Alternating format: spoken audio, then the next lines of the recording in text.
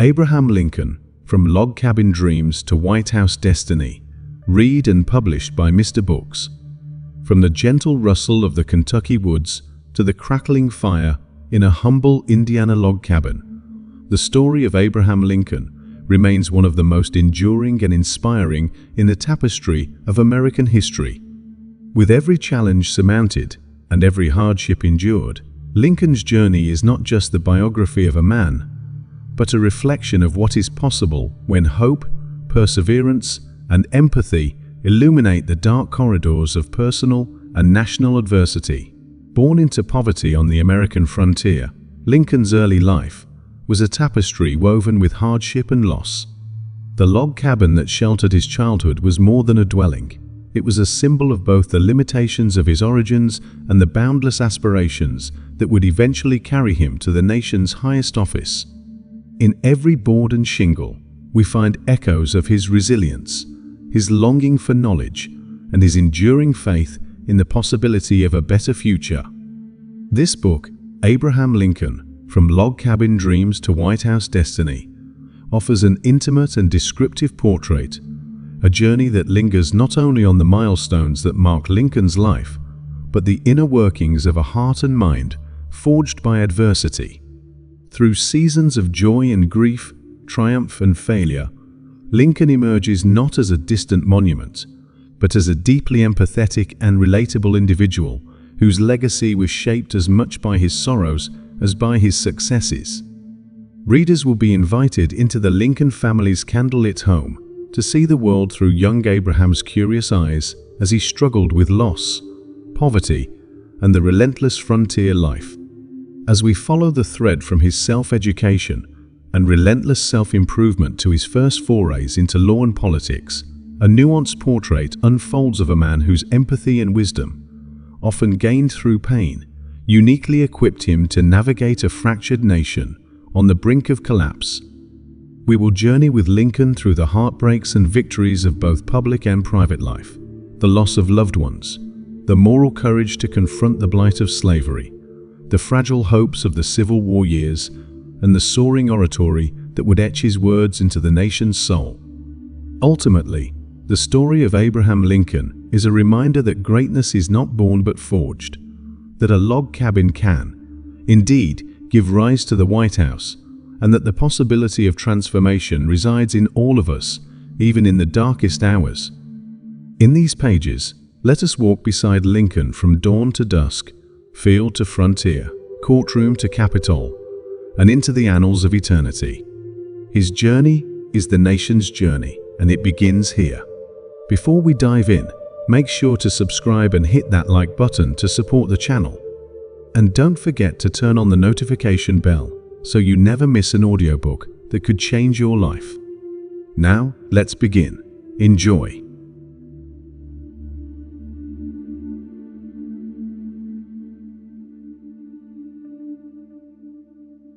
Chapter 1. Humble Beginnings. The Early Life of Abraham Lincoln.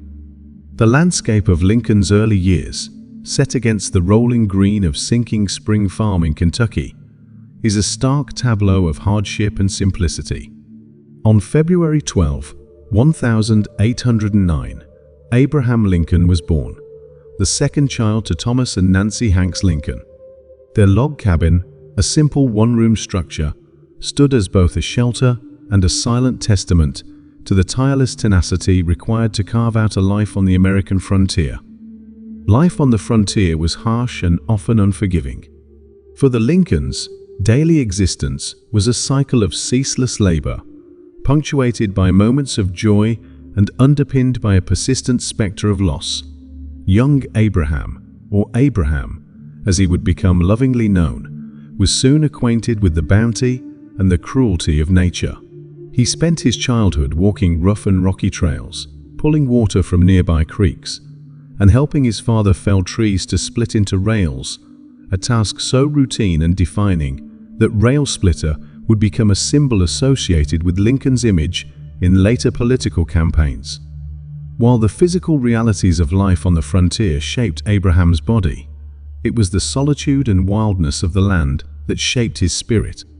Deprived of the resources that urban children might have taken for granted, young Abraham developed a hunger for learning that would become a defining feature of his life.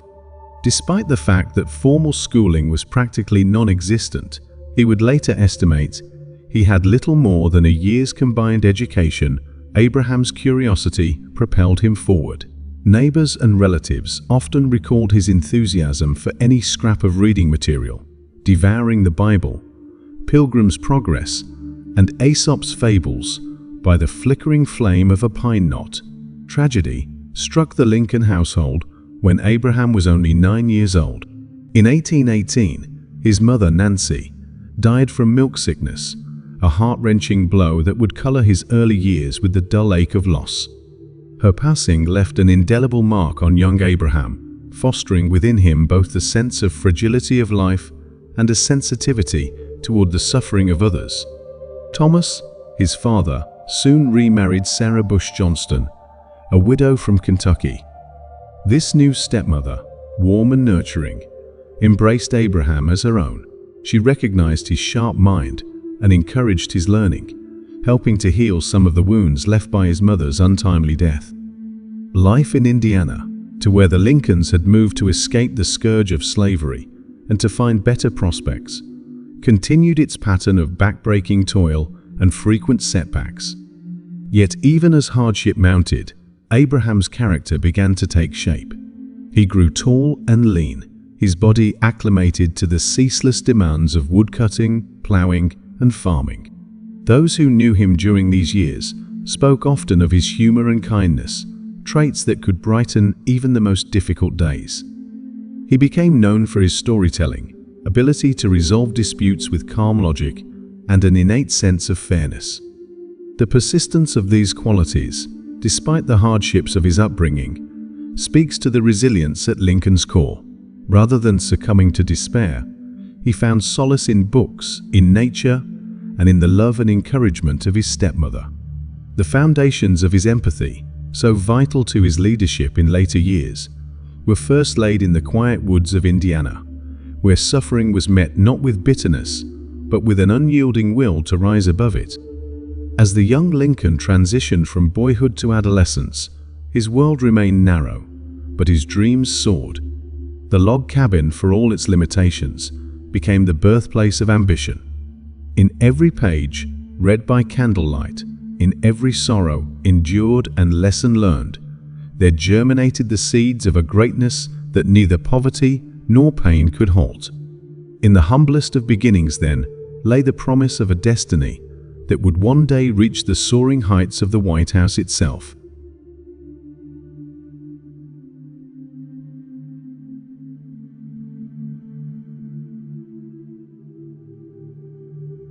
Chapter 2: Forging Character, Struggles, and Self-Education.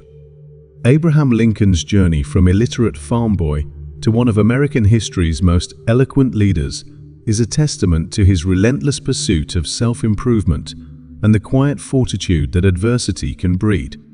In the rolling hills and dense forests of Indiana, the young Abraham was forced to become not only resourceful, but remarkably resilient.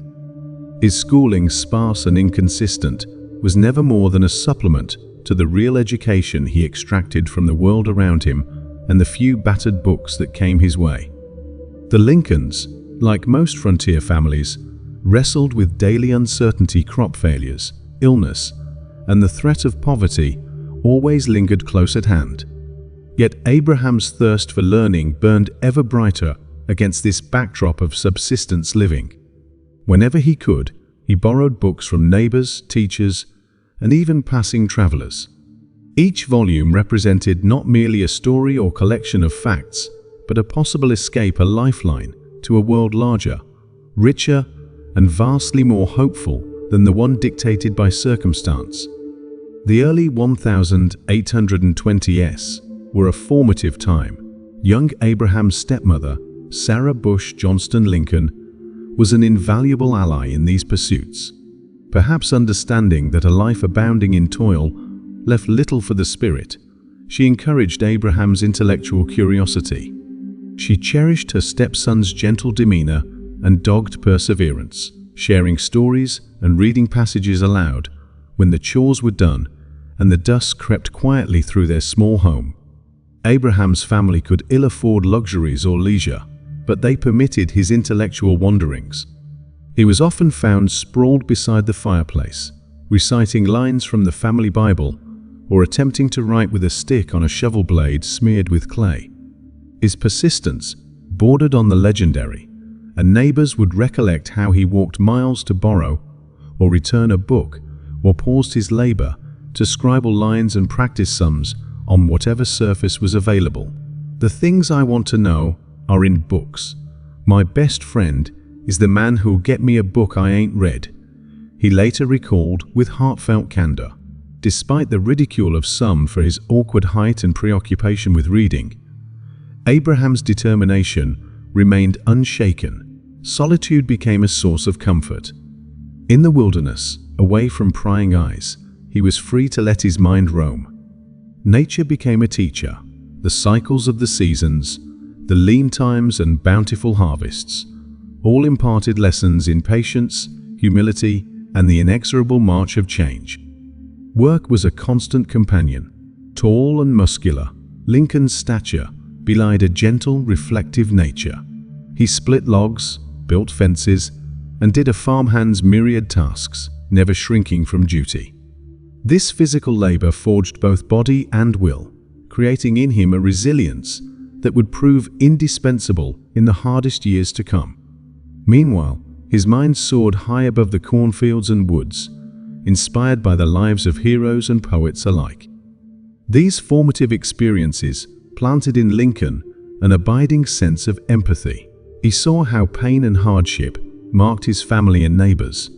He also recognized the importance of justice and mercy, concepts he would later carry into the practice of law and politics. Growing up amid poverty, he learned to see the world with clear eyes, but also with hope, a rare union that colored every decision he made as a leader. His calling to the law came naturally.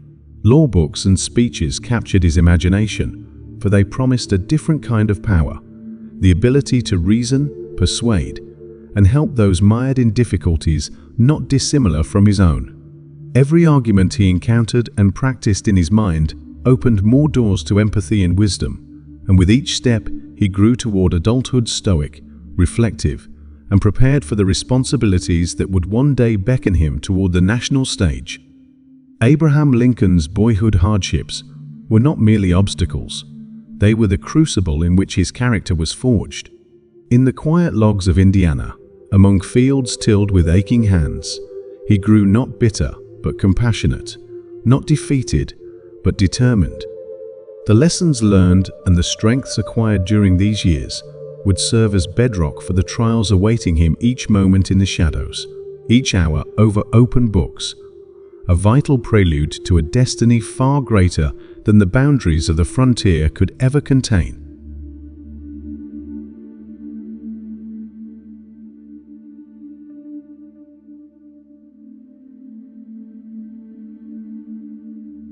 Chapter 3. Entering the Arena.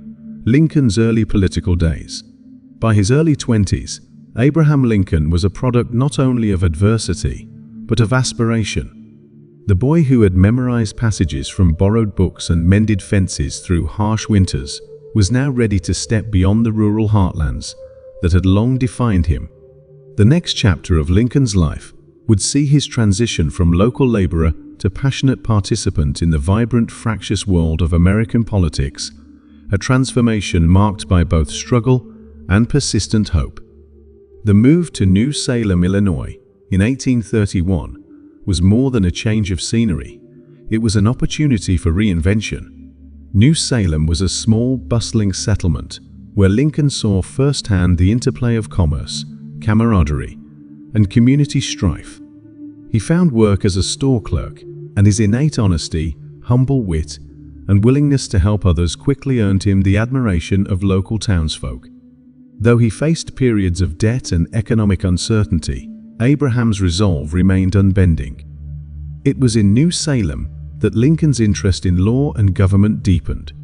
Nurtured by conversations with local leaders, business owners, and travelers passing through the town. His capacity for storytelling and fairness in resolve made him a natural mediator in the frequent quarrels that erupted among settlers. Lincoln's growing reputation as a man of trust and reason laid the groundwork for his first entry into public office. In 1832, Lincoln took his first official political step, running for the Illinois state legislature. Though he lost this initial race, he ran as a candidate for the Whig Party, laying the cornerstone for his life's work in public service. The defeat did little to dampen his spirits, as was typical of Lincoln. He distilled hard lessons from his failures and pressed forward with unwavering determination. Shortly thereafter, Lincoln found work as a postmaster, and later as a surveyor, positions that both sustained him financially and expanded his connection with the people of New Salem. At the same time, he became a familiar figure at local debating societies, where his knack for clear, logical argumentation and his deep commitment to the truth further distinguished him from his peers. The 1834 election brought a turning point. This time, Lincoln was successful in winning a seat in the Illinois General Assembly. Now in public office, he quickly proved himself an advocate for growth and fairness. He supported infrastructure improvements, looked for ways to improve education, and importantly, began to shed light on the blight of slavery, a stance that would fiercely define his later political life. Those who served with him in the legislature recalled his honesty, empathy, and ready wit. Abraham preferred to listen rather than speak hastily, carefully weighing both facts and the emotions behind them. He despised personal attacks and sought compromise when possible, but he never shrank from expressing his principles. It was here, in the small chambers of Illinois governance, that Lincoln's style, measured, thoughtful, and deeply humane, emerged in full. During these early years, Lincoln's appetite for learning never waned. He studied law late into the night, wrapping himself in a blanket by candlelight and devouring Blackstone's commentaries and the statutes of Illinois. Self-taught, he passed the bar exam in 1836 and opened a law practice in Springfield, Illinois, a move that marked a new era of responsibility and visibility. On circuit as a lawyer, Lincoln traveled from town to town, representing clients from all walks of life. His empathy for every litigant, whether wealthy or poor, made him a beloved figure. He argued dozens of cases, always seeking not only victory but justice. His deepening experience in law further honed the rhetorical and ethical skills that would, in time, make him one of America's most revered leaders. Abraham Lincoln's entry into politics and law was more than the pursuit of personal advancement. It was, at its core, an extension of his empathy and unwavering faith in fairness. Each challenge surmounted, each injustice confronted, helped to fortify his spirit and sharpen his mind for the monumental tasks yet ahead. The seeds planted in boyhood had begun to flower in legislative chambers, in courtrooms, and within every heart that witnessed the unfolding destiny of the rail splitter from Indiana.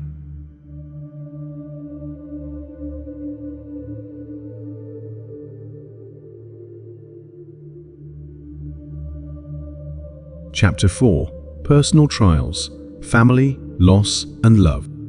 Behind every public achievement in Abraham Lincoln's life, there lay a patchwork of private joys and sorrows.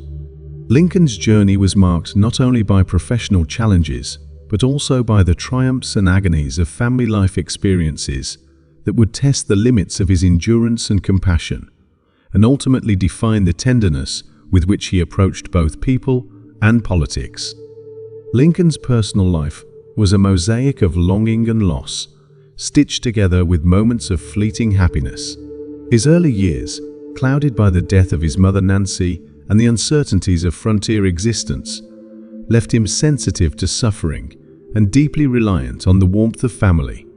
The arrival of Sarah Bush Johnston Lincoln, his stepmother, had helped mend a young boy's wounded heart. Her steadfast support and gentle encouragement fostered a loyalty and gratitude in Lincoln that lasted his lifetime. As he entered adulthood and established his law practice in Springfield, Abraham began to seek lasting companionship.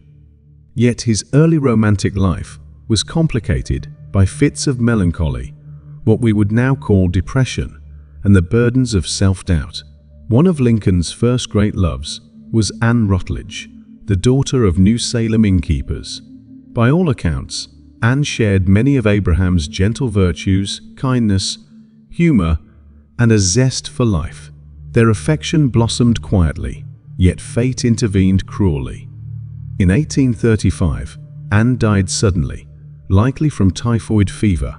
Lincoln was devastated, retreating into himself, haunted by her memory for years. Friends and family worried as they watched him wander the woods, solitary and grief-stricken.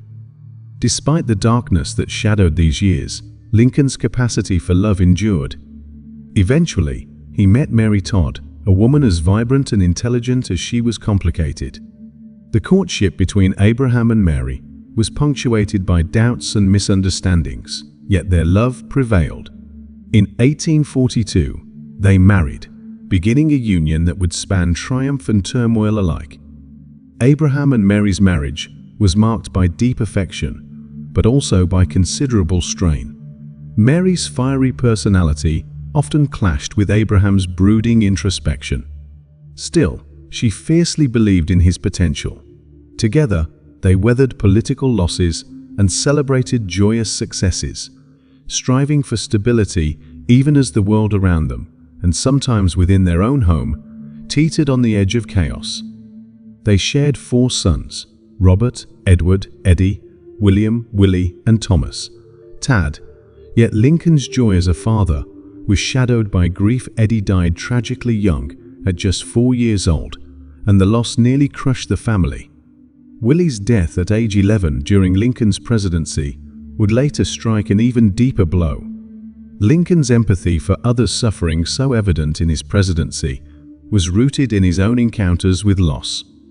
He was often found at his sons' bedsides, reading stories, holding hands, and quietly weeping when it seemed hope was gone. Through every hardship, Abraham's inner resilience shone through. He clung to Mary during moments of sorrow, sought solace in the laughter of his surviving children, and never allowed the tragedies of home to extinguish his love for humanity at large. His ability to grieve deeply, yet continue forward to stand upright in the storm, lent a rare weight to his voice when he later spoke of national sorrow and healing. Lincoln's private heartbreaks gave him the capacity to empathize with the woes of a fractured nation. His leadership was not cold or mechanical, but deeply humane, sprung from the same well of pain and love that marked his home life. Whether seeking justice in the courtroom or pressing for unity in the Capitol, Lincoln's empathy always carried the echo of a father's loss, a husband's hope, the eternal ache and aspiration of the human heart. In tracing the lines of Lincoln's personal trials, we glimpse the foundation of his greatness, a leader who bled as well as led, and whose understanding of love and loss became the emotional compass that would guide a nation through its darkest hours.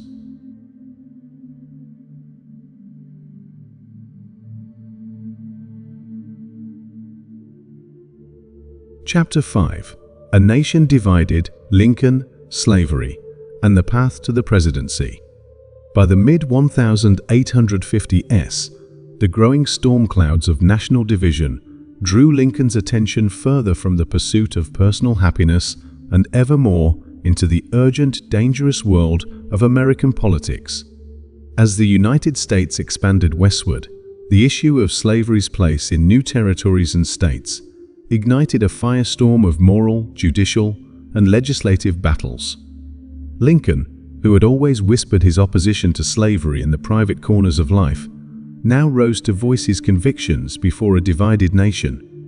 The Missouri Compromise, the Kansas-Nebraska Act, and the Dred Scott decision had thrown the question of slavery's future into sharp and unforgiving focus. Each act, meant to settle the national debate, only deepened the rift, exposing the contradictions at the heart of American freedom. Lincoln followed these debates with increasing alarm. As a lawyer with a keen sense of justice, he recognized the profound peril posed by the perpetuation of human bondage in a land predicated on liberty. Lincoln's public opposition to slavery was never shrill, but was always weighted with moral gravity and the empathy of a man who understood suffering. "If slavery is not wrong, nothing is wrong," he would later say, a simple statement, but one that captured the essence of his conviction. Yet, he also cautioned against radicalism. He believed in progress through law, reason, and the fervent hope for unity, not through violence or hatred. It was in the famed Lincoln-Douglas debates of 1858 that Abraham most clearly articulated his vision, running against Stephen A. Douglas for the Illinois Senate. Lincoln's measured yet passionate arguments against the spread of slavery brought him national attention. His invocation that the nation cannot endure permanently half-slave and half-free resonated well beyond Illinois, stoking hope and controversy in equal measure. Though he lost the Senate race, Lincoln's principled stand and remarkable eloquence had made him a household name. The Republican Party, born of anti-slavery factions, soon turned its eyes to Lincoln as a potential standard-bearer in the fractious presidential election of 1860. In the spring of that year, in a hall filled with the anxious murmur of delegates, Lincoln was nominated on the third ballot, proof of both his growing appeal and the nation's desperate search for steady, principled leadership. The path to the White House was lined with both support and danger. Calls for secession grew more strident as the election neared, and a shadow of violence hung over the nation's cities and towns. Lincoln, always empathetic, refused to answer hatred with hatred. During campaign stops, he listened patiently to criticism, speaking not as a conqueror, but as a neighbor inviting common purpose. When, on a cool November evening in 1860, news arrived that Abraham Lincoln had been elected the 16th President of the United States, it was a moment both triumphant and terrifying. He greeted the result not with bombast, but with humility and a sense of foreboding. "I feel as though I am the most deeply indebted man on earth," he confided in friends. For all Lincoln's hopes, the battle for America's soul had only begun. Though the log cabin boy had reached the White House, the journey ahead promised trials fiercer than any he had yet faced. His empathy for the enslaved, for anxious Northerners, for aggrieved Southerners, even for those who opposed him, would become the guiding star of his presidency, a beacon in the gathering storm of the Civil War.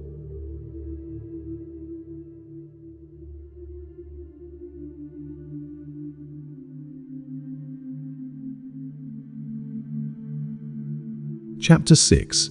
The Crucible of War. Lincoln as Commander-in-Chief. When Abraham Lincoln assumed the presidency in March 1861, the nation was already nearing the breaking point. The states were riven by sectional strife, and within weeks, the Confederate cannons fired upon Fort Sumter, signaling the start of the Civil War.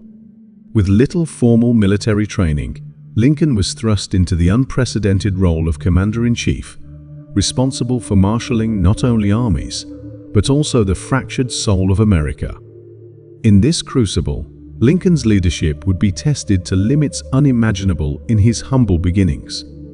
Lincoln's first challenge was to hold the fragile Union together. 11 Southern states had declared secession, and the fate of the American experiment was at stake. Lincoln approached the presidency with profound moral seriousness. He was determined to preserve the Union, not only as a political entity, but as a beacon of liberty for all mankind. Yet, the landscape he inherited was chaotic. The U.S. Army was small, scattered, and ill-prepared for the magnitude of the coming conflict. From his first days, Lincoln immersed himself in the military dimensions of the presidency, devouring treatises on strategy, visiting the War Department late at night, and personally reviewing troop positions and field reports. Though initially lacking expertise, he proved a quick study. He was unafraid to challenge his generals when needed, and was painstakingly thorough when deliberating critical decisions, most notably the appointment and frequent dismissal of senior commanders. Early setbacks, such as the sobering defeat at the First Battle of Bull Run, could have paralyzed the new president. Instead, Lincoln redoubled his resolve. He canvassed trusted advisors, listened to dissenting voices, and sought practical counsel from anyone with insight. Through frustration and long sleepless nights, he sculpted a vision for victory, not only by force of arms, but by moral conviction. One of Lincoln's most significant contributions as commander-in-chief was his ability to grow into the office. He was keenly aware of the power entrusted to him by the people, and he wielded it with a mixture of humility and firm principle.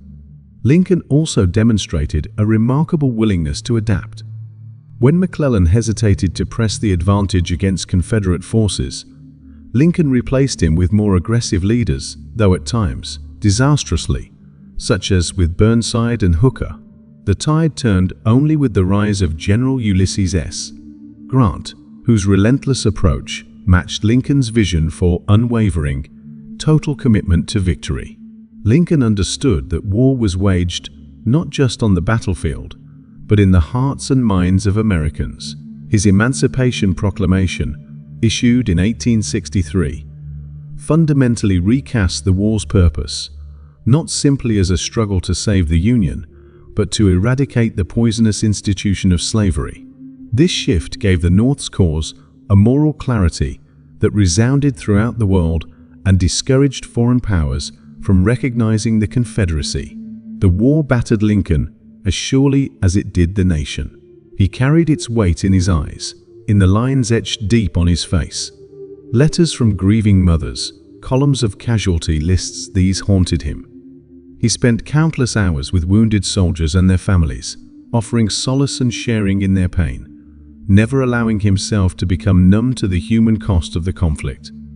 Lincoln's wartime presidency was marked by extraordinary measures, many deeply controversial. He suspended Abraham's Corps to quell insurrection, authorized military trials for civilians engaged in sabotage, and weathered blistering criticism from all sides. Yet, in the crucible of war, Abraham Lincoln's wisdom, patience, and unwavering faith in the Union's promise were transformed into an unshakable resolve. His leadership did not merely preserve a country, but forever transformed its meaning.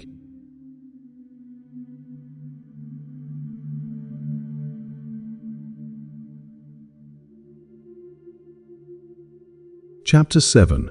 Words that shaped a nation. Lincoln's legacy of oratory. In the cacophony of war, among the drumbeats and dirges, the cries and the chaos, Abraham Lincoln's words rose with an almost sacred clarity. His speeches, letters, and public addresses were not mere political instruments. They were vessels of hope, conviction, and national identity. Lincoln understood the power that language holds to heal, unify, and inspire in moments of darkest crisis. From his earliest days in politics, Lincoln's skill as an orator set him apart. Yet it was as president that he would write and speak words which echoed far beyond his lifetime. Each carefully crafted sentence bore the stamp of his intellect and empathy, shaped through years of suffering and self-reflection. Among his many speeches, the Gettysburg Address stands as perhaps the most lauded and iconic. Delivered on November 19, 1863, on a scarred Pennsylvania battlefield, Lincoln's address lasted barely 2 minutes. But in those 272 words, he distilled the meaning of the American experiment, invoking the nation's founding ideals and calling for a new birth of freedom. Lincoln did not merely mourn the dead, he challenged the living to elevate their purpose, that government of the people, by the people, for the people, shall not perish from the earth. The speech's impact was immediate and profound, reminding a weary nation why the war's sacrifices mattered. The Gettysburg Address was far from Lincoln's only rhetorical triumph. His second inaugural address, delivered as the war's end approached, was suffused with humility, sorrow, and grace. Rather than reveling in triumph, Lincoln acknowledged the pain and suffering endured on both sides, calling for malice toward none, with charity for all. He recognized the conflict as rooted in centuries of slavery and appealed not to vengeance but to healing. In doing so, Lincoln modeled the kind of reconciliation that he hoped would knit the torn country back together. Lincoln's speeches, whether in public halls, makeshift hospitals, or private letters, were shaped by a deep sense of empathy. He spoke in words the common person could understand, eschewing grandiloquence for clarity and reason. Yet, in his simplicity, there was profound moral force. His rhetoric encouraged, consoled, and reminded a battered nation of its highest ideals. His letters, too, bore witness to a man whose heart never strayed far from the human condition. Lincoln's famous Bixby letter, condoling a mother on the loss of 5 sons, is an epitaph to compassion and humility. Even amid the burdens of command, he found the time and care to bring comfort, reflecting his belief that private pain mattered as much as public glory. Throughout the war and beyond, Lincoln's words served as a mirror to the nation's soul. They challenged Americans to rise above their divisions, to aspire towards the better angels of our nature. Through crisis and uncertainty, Lincoln's oratory helped forge a renewed sense of national purpose, a legacy that endures in classrooms, statehouses, and hearts across generations. Today, Lincoln's speeches are inscribed into monuments, recited at ceremonies, and studied by students worldwide. More than just historical artifacts, they are living testaments to the power of empathy, wisdom, and the simple, timeless call for justice.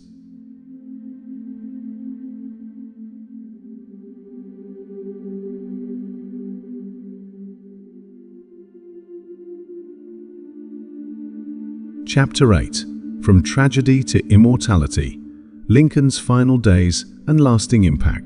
In the spring of 1865, as the Civil War ground to an exhausted close, a weary but hopeful Abraham Lincoln glimpsed the peace he had long sought. Richmond, the Confederate capital, had fallen, and General Robert E. Lee's surrender to Ulysses S. Grant at Appomattox signaled the war's imminent end. For Lincoln, it was a bittersweet moment, a hard-won triumph, laced with the unimaginable wounds of loss and destruction endured by millions. Lincoln's final days were marked by both relief and anxious uncertainty. He recognized the immense task that lay ahead of not merely ending the war, but reconstructing a battered nation and weaving the threads of unity once more. His vision for post-war America was one guided by compassion and wisdom. He spoke of reconciliation, of binding the wounds of the nation with malice toward none, with charity for all. Lincoln understood that victory required not only the defeat of armies, but the healing of hearts. Tragically, Lincoln's dream of a reunited nation was cut short. On the evening of April 14, 1865, mere days after Lee's surrender, Lincoln was assassinated by John Wilkes Booth while attending Ford's Theater in Washington, D.C. News of his death sent shockwaves through the country and the world, an outpouring of grief that testified to the depth of the void now opening at America's heart. In that moment of anguish, Lincoln was transfigured from a mortal leader into a martyr, a symbol not only of union, but of the very possibility of justice and equality. Mourners lined the streets as his funeral train wound its way through city after city, an entire nation saying farewell not simply to a president, but to the man who had guided them through their darkest night. Lincoln's legacy did not end with his assassination. In the years that followed, his vision for a new birth of freedom endured as a guiding star in American life. The 13th Amendment, ratified months after his death, enshrined the abolition of slavery into law, an irreversible achievement rooted in Lincoln's unwavering commitment to human liberty. Through Reconstruction and beyond, Lincoln's ideals continued to inspire. He became a touchstone for justice during the civil rights movement and remains a model of moral leadership and courage around the globe. His humility, humor, and homespun wisdom are now part of American folklore, deeply etched into the country's consciousness. Yet, Lincoln's enduring gift lies not only in his accomplishments, but in the example he set. He demonstrated that greatness springs not from privilege, but from empathy, resilience, and the steadfast pursuit of justice. Lincoln's journey from log cabin to the White House is not just the story of a president, it is the anthem of every generation striving to realize the promise of freedom, equality, and unity. As we reflect on his life and tragic passing, we are reminded that our own destinies are shaped in the crucible of adversity. Lincoln's legacy calls us to meet the future not with fear and division, but with hope, courage, and the unwavering belief that, together, we can redeem and transform the world. If you found this video helpful, inspiring, or entertaining, don't forget to hit that like button. And if you're new here, make sure to subscribe and turn on the notification bell so you never miss out on future content. Your support means the world. Let me know your thoughts in the comments below.